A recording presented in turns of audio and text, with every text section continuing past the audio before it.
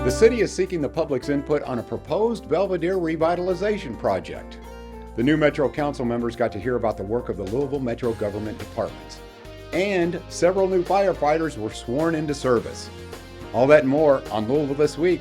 I'm John Ramsey, Director of City Partnerships. During his weekly press conference, Mayor Greenberg introduced Misty Wright, the new Executive Director for Community Safety. Introducing two new colleagues who are making our team here at Louisville Metro Government even stronger than it has been. Recently, I've hired two outstanding leaders to join the mayor's office and to continue to lead our city in a new direction. I spent the last nearly a decade as a federal prosecutor, and I prosecuted some of the most violent gangs and cartels in our country and abroad. And to do that, I worked with various law enforcement agencies, including FBI, ATF, DEA, and other federal, state, and local partners. I'm thrilled to be moving back to Louisville. It's so good to be home. And I'm honored to be here working with this mayor. Time and time again, the mayor has said that his number one priority is public safety. And by creating my position, he is further demonstrating his continued commitment to that goal. The mayor also introduced Chan Kemper as the Senior Advisor to the Mayor on Law and Public Policy. And so I'm excited to introduce one other new colleague today. Chan Kemper has joined my office as my Senior Advisor on Law and Public Policy. She has over a decade experience in legislative advocacy, policy development, and strategic leadership. She is thoughtful, she is smart, she is experienced on some of the most challenging issues that our city is facing today. I have dedicated my life to public service. That includes serving as a Peace Corps volunteer in Uzbekistan and later Ukraine. I've also served as a legislative analyst for the Judiciary Committee for the Kentucky Legislature, and now as an advisor on law and public policy to Mayor Greenberg. I truly believe that it is a responsibility and a privilege to work on behalf of the people of the city to build a safer and stronger community. The mayor invited the public to take part in one of the community engagement forums on a proposed revitalization project for the Belvedere.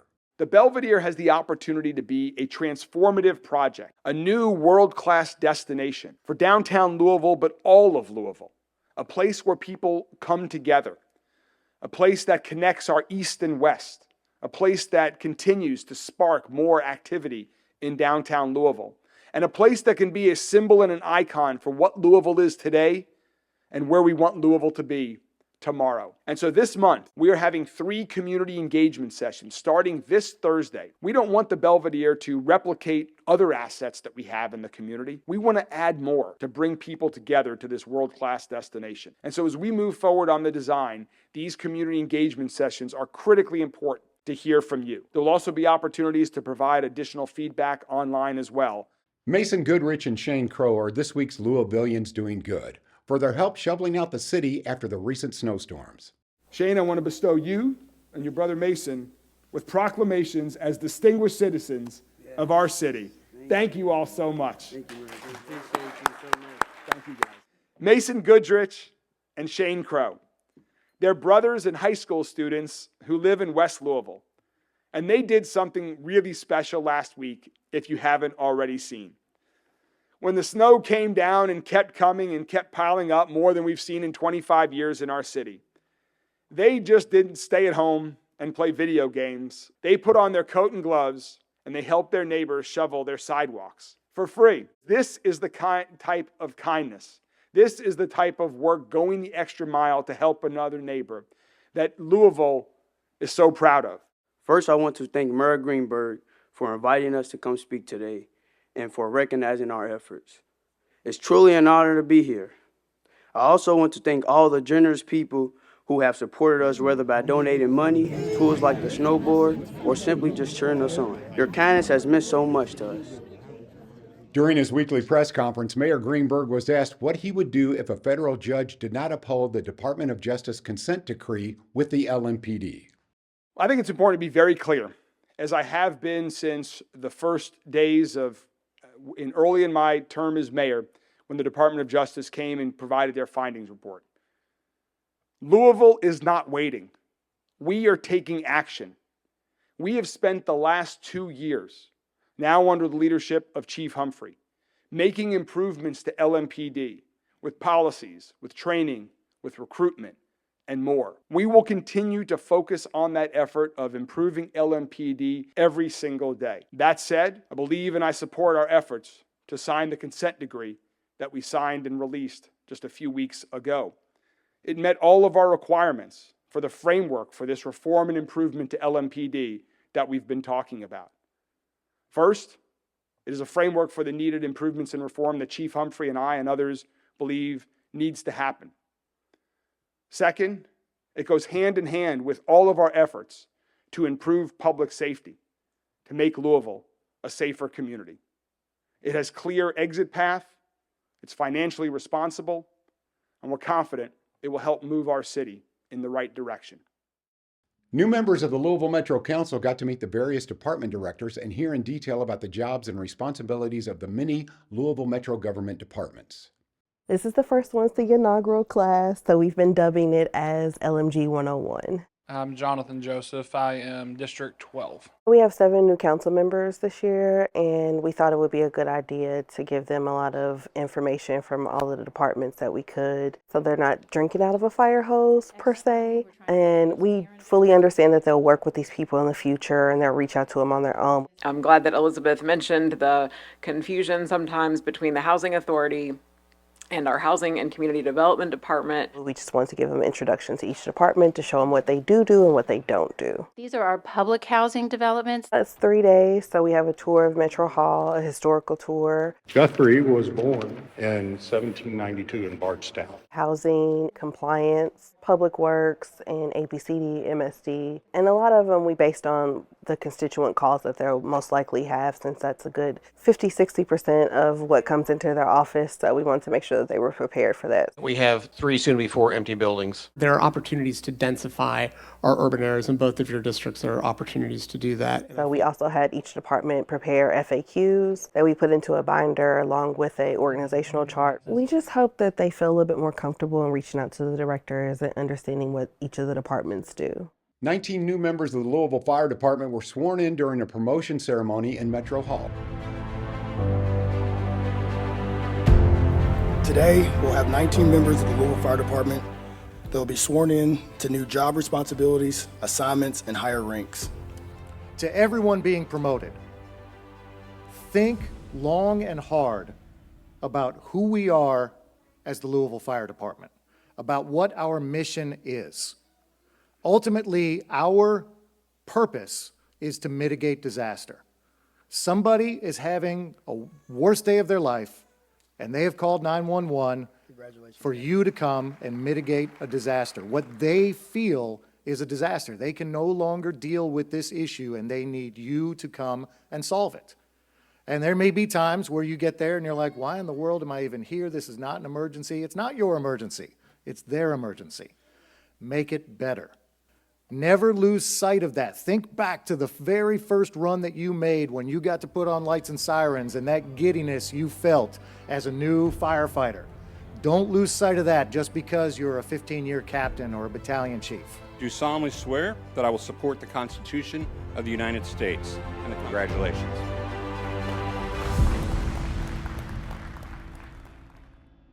Louisville Metro Council leadership announced the Metro Council committees, chairs, and vice chairs for 2025. City government is about paving roads, improving quality of life, and taking care of the needs of the citizens of the city. Those aren't partisan issues. We are going to have 10 committees this year. Of those committees, 5 will be chaired by the Republican caucus and 5 will be chaired by the Democratic caucus. Of those 10 committees, 5 of those committees will have equal representation voting-wise on those committees. And so our goal is to do the will of the people, to put party politics aside and try to come up with the best solutions for a new day for Louisville. You know, our council has an unprecedented makeup this year, which creates an unprecedented need to hear all voices across the community. And all voices will be heard. It is our hope also that by showing this cooperation and respect for everyone, that we can let Frankfurt know that we need their help, and that Louisville can be an asset to Frankfurt, and that party politics need to be set aside and help Louisville as much as possible. As the mayor mentioned earlier, the city is looking for the public's feedback on a proposed revitalization project at the Belvedere. The first community feedback session was held at Central High School.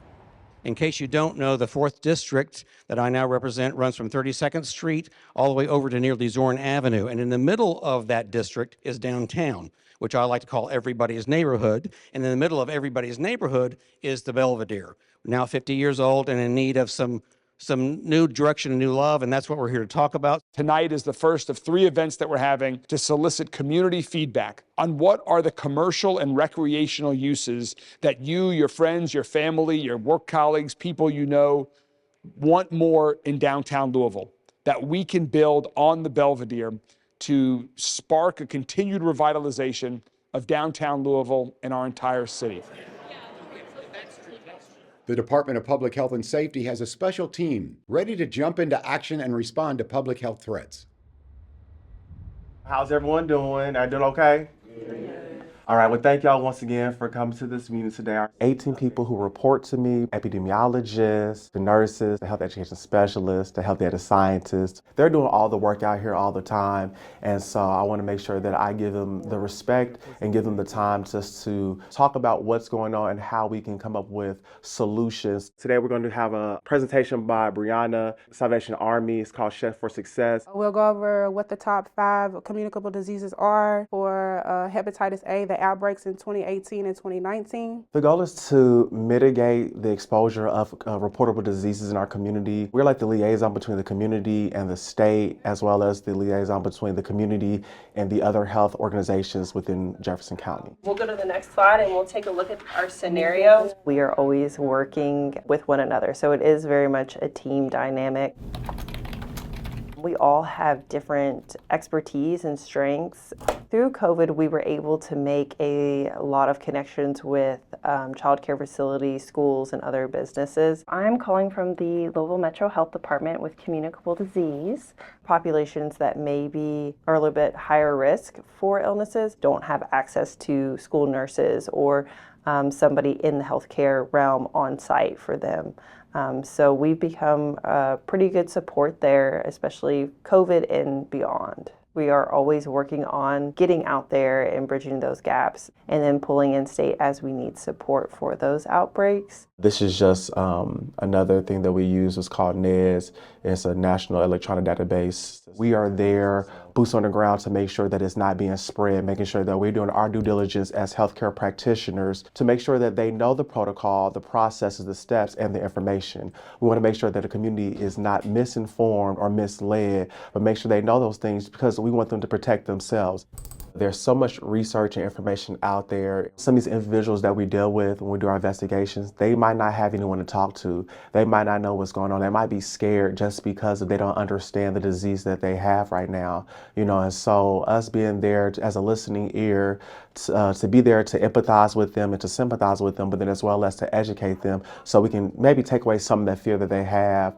I love doing my job because I've been in predicaments before where I wasn't the healthiest. I've been in predicaments where I had to utilize the healthcare system and use public health resources to help myself. Not only I can sympathize, but I can empathize with individuals. And so if I can make an impact on someone's life, then I want to do that. I want to make sure that I can help them, whether it's a listening ear, whether it's information I'm giving to them, or whether if I'm connecting them with some other program or services that we have, I try to do that. You have a good one and get to feeling better.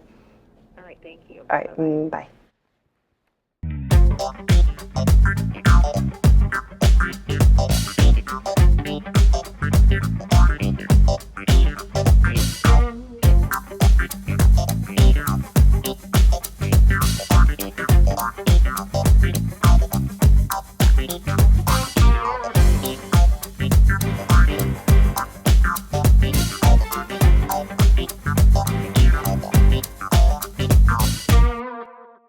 Metro TV rode along with Louisville Animal Control, a part of Louisville Metro Animal Services, to learn more about their efforts to ensure the safety and well-being of both humans and animals.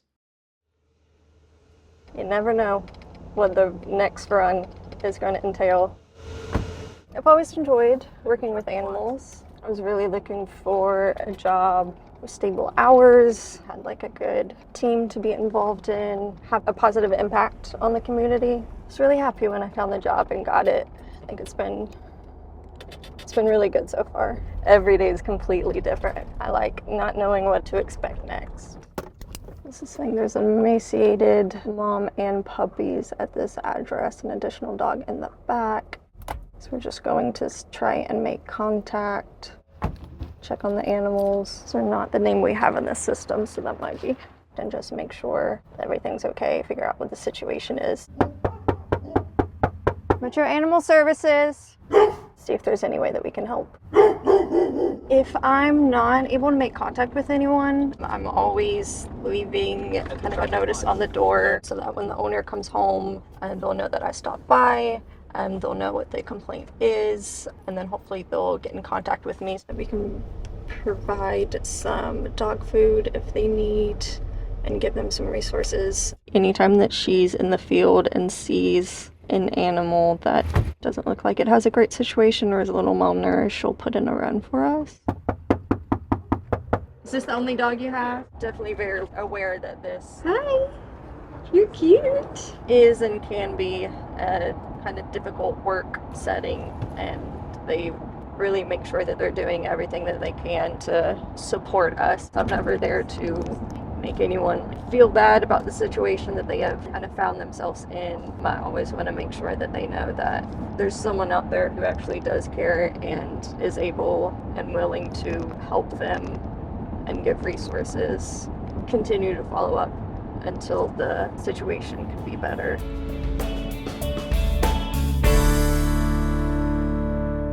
Metro TV launched a new show, Beyond the Bench, hosted by Ben Johnson with Louisville Parks and Recreation.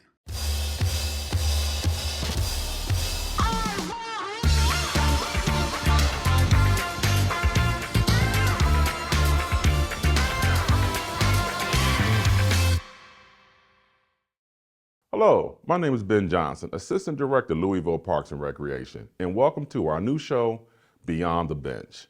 People think of parks and recreation and think of park benches, which is natural, but we do so much more than that, thus the title of our show, Beyond the Bench. So, this episode makes sense to have our relatively new Executive Director, Michelle King, as my first guest. Michelle, welcome. Thank you, Ben. Good to be here. Why are you here? What made you decide Louisville Parks and Recreation is where I want to be? Well, I had worked for Metro government for about 19 and a half years. That time was spent at the Air Pollution Control District. The entire 19? The entire time. I started just about this time of year in 2005. Oh, okay. So I had a few years under my belt there at the Air Pollution Control District and a real passion for environment and for my community. And when the mayor came to me with the opportunity to work for Parks and Recreation, it was simply something that I couldn't pass up. So what do you see as some of your priorities for 2025?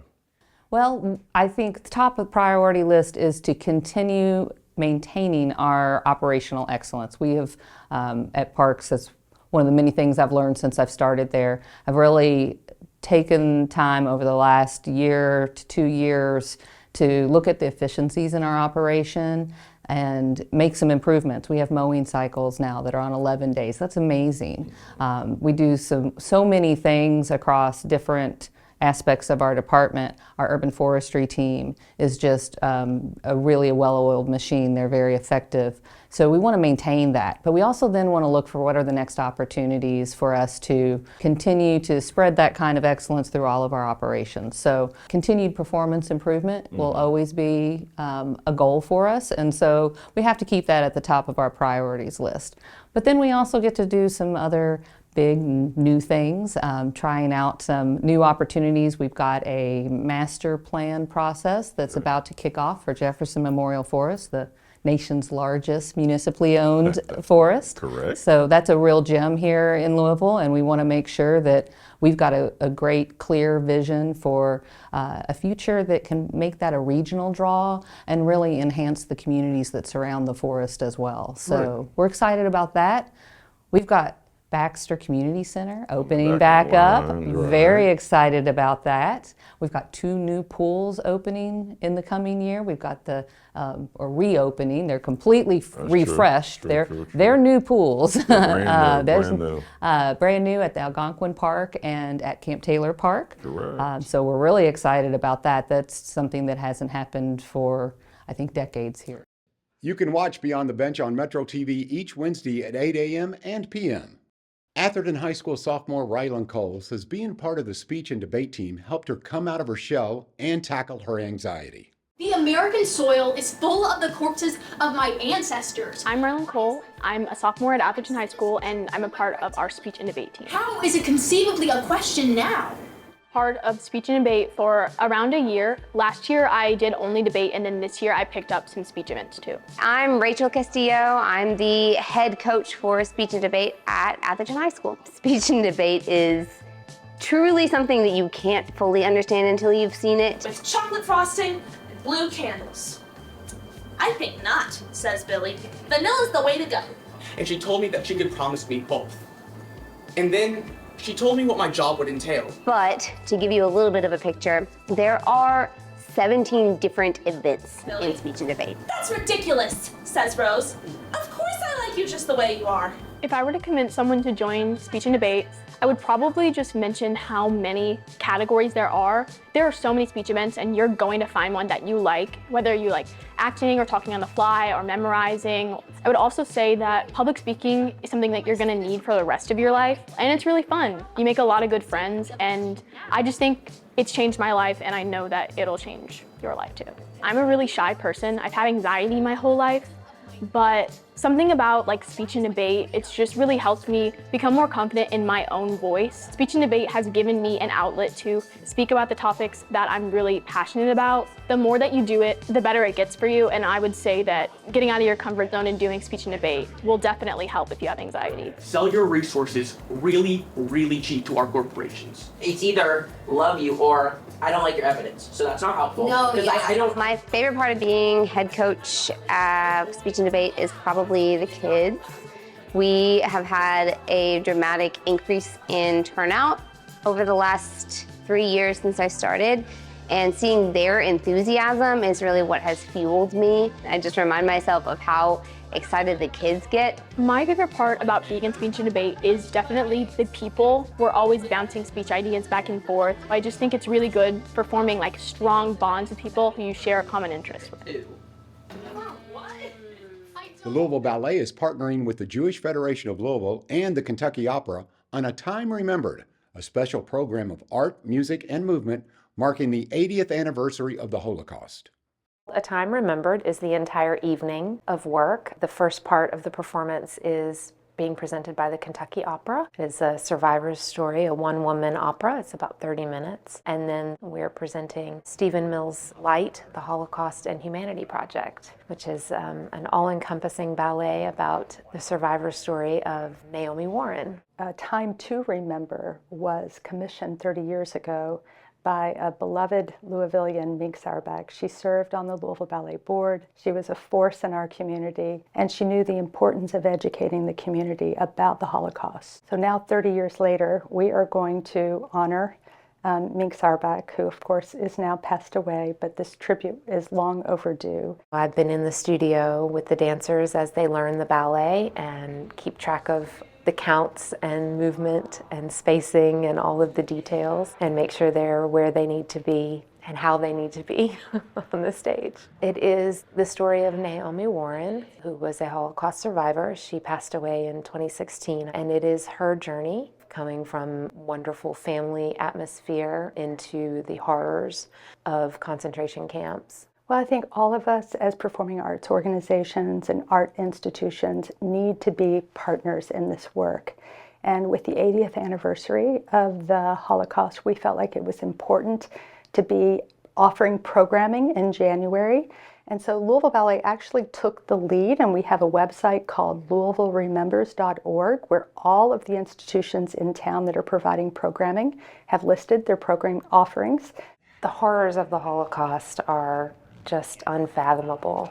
But this story and this ballet, because it is the survivor's tale and it is the hope. It speaks to all of us that we can live through the darkest times and come out the other side with some light. It's really difficult to live this story on a daily basis. It takes a resilience for the performers. But I think what makes it special is that they are telling the survivors' stories, and there will come a time when there are no more survivors left to tell their stories. And their stories can live on through this art and through these dancers and their experiences with this tale and this story.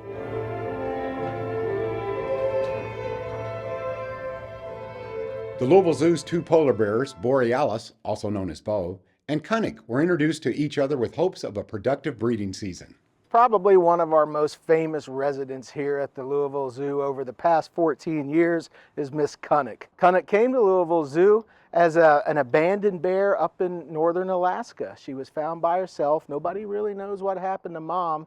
And the Louisville Zoo stepped up and said, hey, we can provide this polar bear a place to live. So through our leadership, U.S. Fish and Wildlife, along with the Association of Zoos and Aquarium, AZA, they kind of finally came together and said, hey, it's all right, go ahead and see if we can't get some cubs from Cunnick. So that meant we had to find a perfect mate for Cunnick. We talked and realized there was a perfect potential in Bo. Bo was up at the Henry Vilas Zoo. He was born at the Toledo Zoo. He got big enough and he was ready to go find an actual girlfriend for himself. To get them together though, that's a long process. Things have been going fantastic. At first, Cunnick was, obviously a little intimidated by the big guy. She didn't know he was well behaved as he was. We got a long way to go with this introduction before we say we're done. But every day we see more progress, and fingers crossed. Metro TV was out on the street asking people if they made New Year's resolutions and if they have kept them. My name's Scott. I'm from California.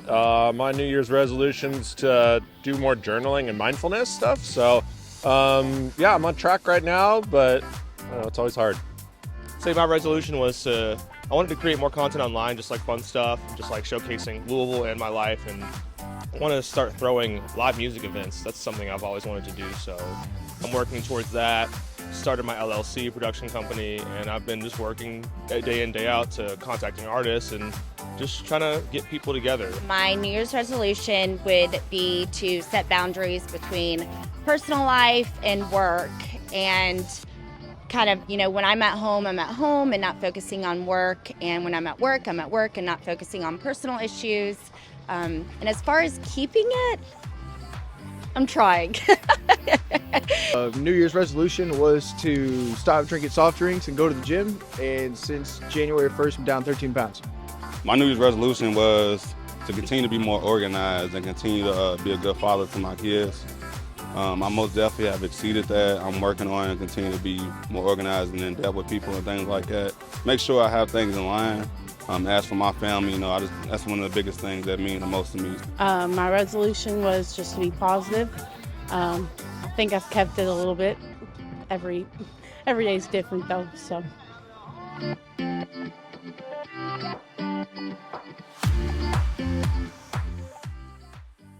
Louisville Metro Animal Services needs volunteers and people who are willing to foster dogs and cats. They also have a shelter full of dogs and cats just waiting to become your new best friend.